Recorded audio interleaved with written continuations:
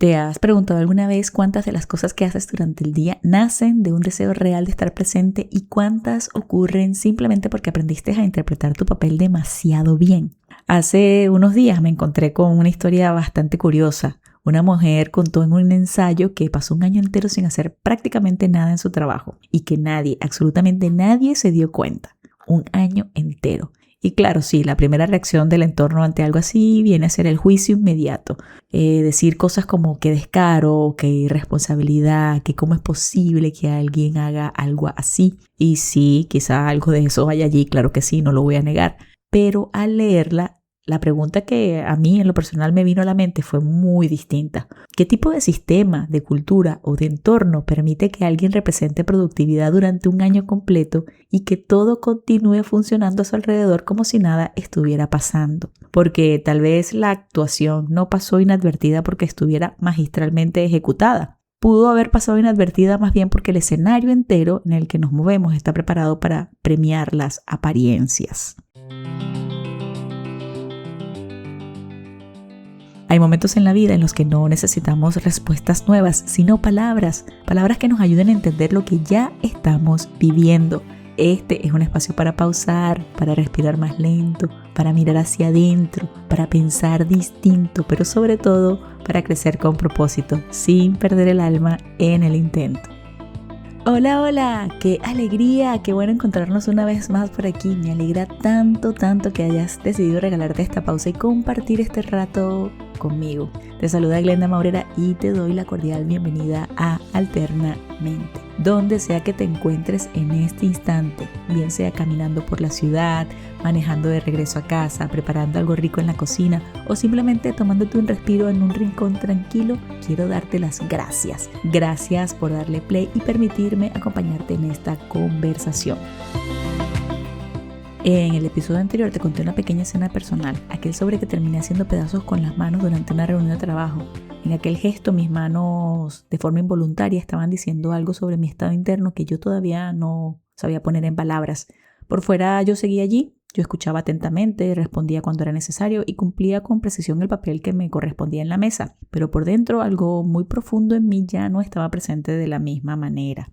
Y después de grabar aquella conversación me quedé dándole vueltas a una inquietud que sospecho puede que no sea solo la mía. ¿Cuánto tiempo podemos seguir funcionando en un lugar en el que en realidad ya no estamos 100% presentes? ¿Y qué pasa cuando aprendemos a hacerlo tan sumamente bien que nadie a nuestro alrededor nota la diferencia?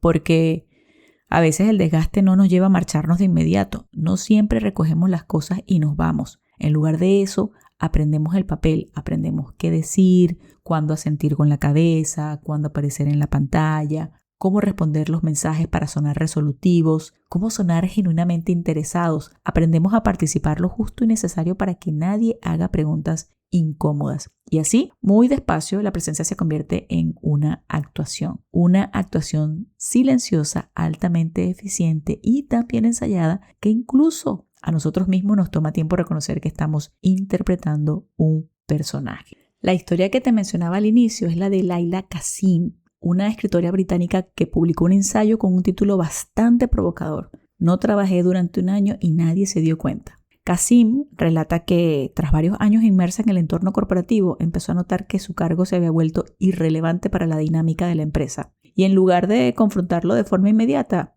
decidió poner esa sospecha a prueba de una forma bastante peculiar. Y es que antes de sus reuniones individuales semanales, ella dedicaba apenas unos 15 minutos a preparar una página, enviar un par de correos estratégicos y construir una actualización que sonara impecable. Todo parecía estar diseñado para transmitir que había avances, que las partes involucradas estaban alineadas y que el trabajo seguía su curso habitual. Mientras tanto, utilizaba la mayor parte de su jornada en proyectos personales. Entre otras cosas, planificó un viaje de 10 meses en una hoja de cálculo gigantesca que, vista desde lejos, parecía un informe financiero impecable. Lo más revelador de su historia es que su experimento no terminó porque un supervisor descubriera la maniobra. Terminó sencillamente porque ella decidió renunciar e irse. En su ensayo, Qasim interpreta esa vivencia como una prueba de que una parte considerable del trabajo moderno funciona como un juego escénico. Un juego donde la percepción del esfuerzo suele importar más que el impacto real que generamos. Podríamos debatir aquí, por supuesto, ampliamente sobre esta conclusión. Podríamos aquí entrar a cuestionar la ética de cobrar un salario mientras se oculta deliberadamente lo que se pueda estar haciendo. Pero también es imprescindible matizar esto, porque no todos los contextos ni todos los trabajos son así. Actualmente hay muchísimas personas completamente desbordadas. Sabemos que hay personas asumiendo el volumen de trabajo de 2 y hasta 3 empleados, personas sosteniendo servicios esenciales donde no hay margen para este tipo de simulación, personas que llegan a casa exhaustas porque pasaron el día completo apagando incendios. Y es que la misma Cassin reconoce esto, lo reconoce en su ensayo y dice que sí, es otra cara de la realidad. Pero aún con esos matices, su testimonio deja una pregunta suspendida en el aire que nos interpela a todos. Si una persona puede pasar 12 meses sosteniendo una ilusión de progreso sin que nadie note la ausencia de resultados concretos, entonces aquí cabe la pregunta siguiente: ¿qué es lo que se está evaluando realmente? ¿Se está evaluando el impacto real de lo que hacemos, la efectividad de nuestra labor o nuestra habilidad para parecer ocupados sin complicarle la existencia a nadie?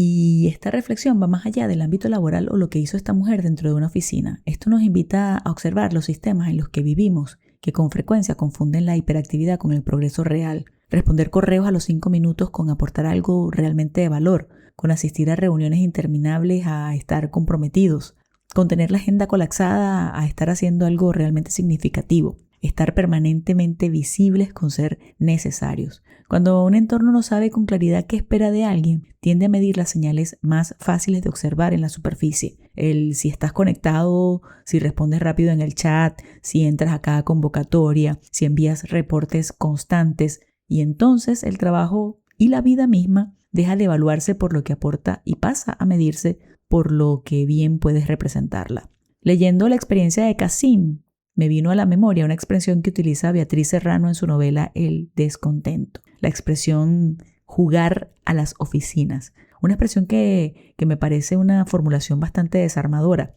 porque no se refiere únicamente a cumplir con una jornada laboral. Habla de dominar el escenario, de saber exactamente qué decir, cuándo lanzar una pregunta inteligente para simular atención plena, cuándo guardar un silencio estratégico y cuándo tratar algo con solemnidad, aunque no sepamos bien ni por qué.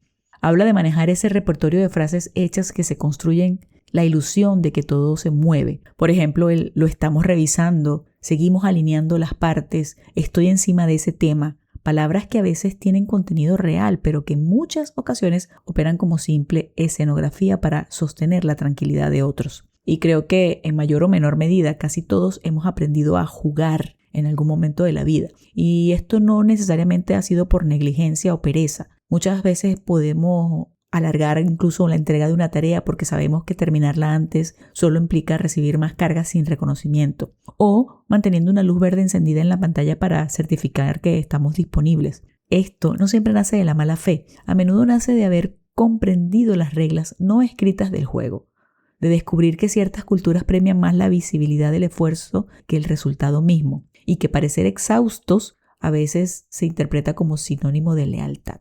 Y quiero ser bien enfática aquí porque trabajar importa, claro que importa, por supuesto. Aportar, cumplir y hacer las cosas con rigor le da completo sentido y dignidad a nuestra vida.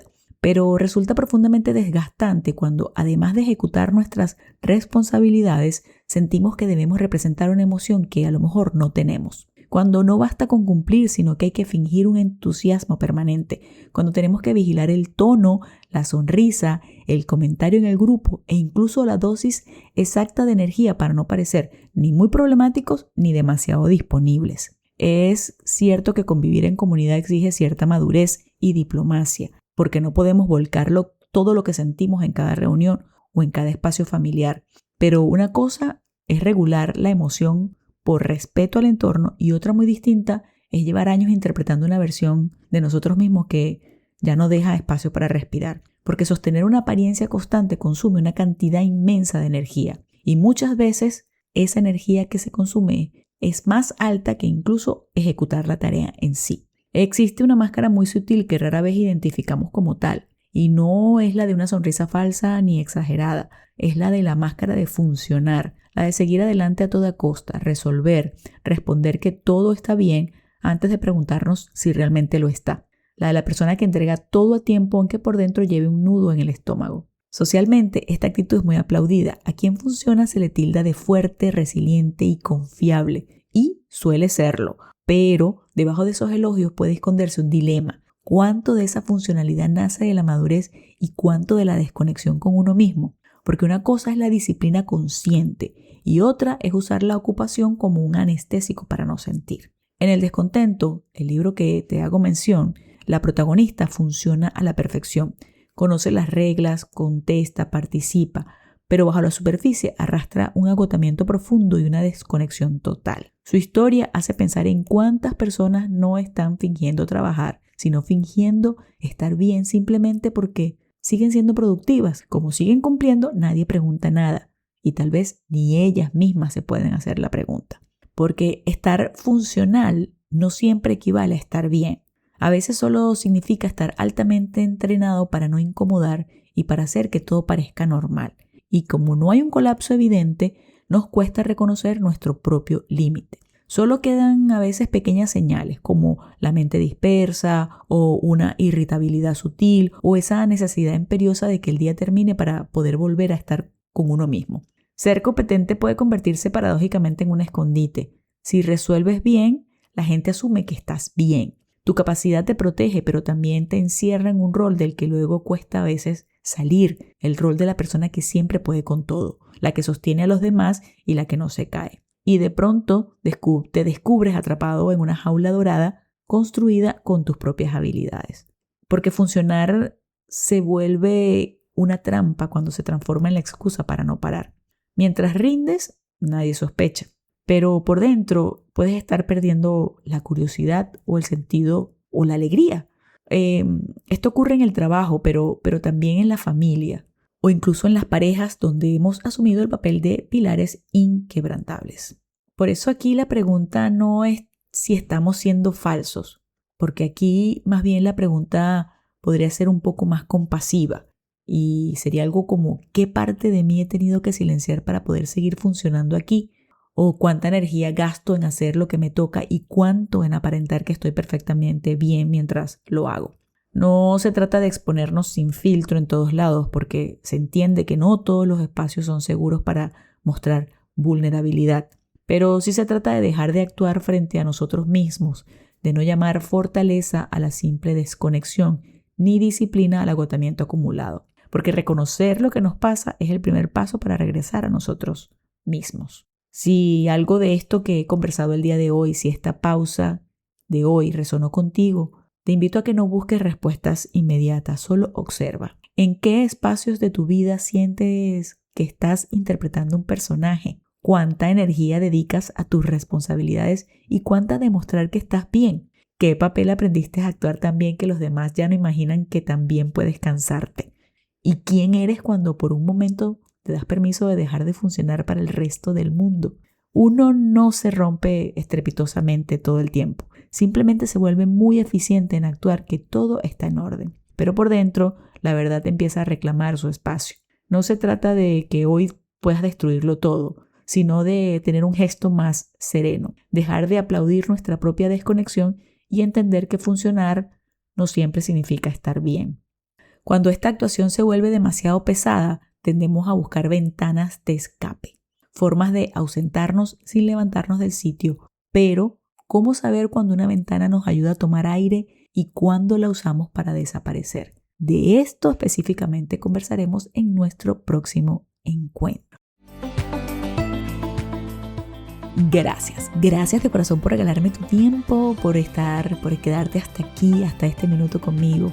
Si llegaste hasta aquí, me encantará saberlo, así que te invito a que me puedas dejar un comentario, un like, una estrellita en el episodio y en la plataforma de audio en la que me estés escuchando. Si estas palabras también te hicieron pensar en alguien que lleva quizás tiempo funcionando en silencio, te invito a que puedas compartirle este episodio.